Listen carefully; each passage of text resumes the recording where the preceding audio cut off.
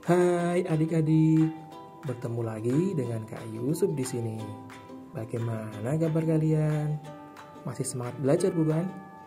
Bersama Kak Yusuf, kita akan belajar tentang tahapan-tahapan yang terjadi dalam siklus air.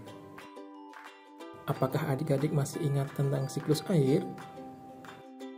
Yap, tepat sekali.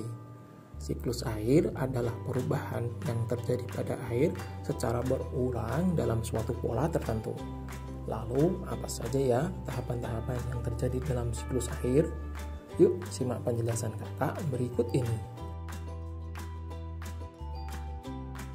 Siklus air dimulai dari penguapan air. Penguapan dapat terjadi karena pengaruh energi panas matahari. Penguapan yang terjadi di laut, danau, sungai, atau waduk disebut evaporasi. Sedangkan penguapan yang terjadi pada tanaman disebut transpirasi. Lalu, uap air akan naik dan berkumpul di udara.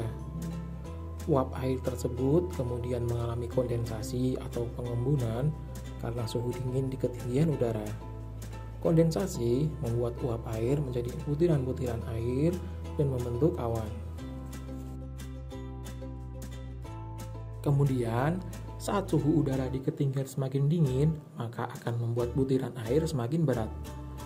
Butiran air tersebut kemudian jatuh ke permukaan bumi sebagai hujan atau presipitasi.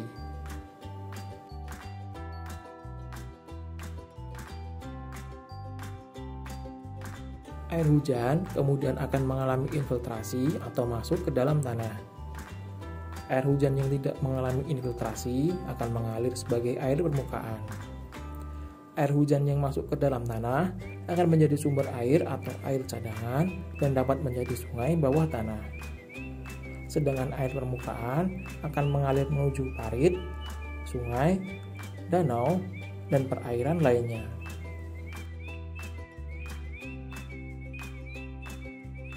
Nah, itulah tahapan-tahapan yang terjadi dalam siklus air. Bagaimana adik-adik? Sudah mengerti bukan? Sekarang, coba adik-adik menyebutkan manfaat siklus air bagi kehidupan kita. Selamat mencoba. Sampai di sini dulu ya kegiatan belajar bersama kita. Sampai jumpa di video pembelajaran selanjutnya.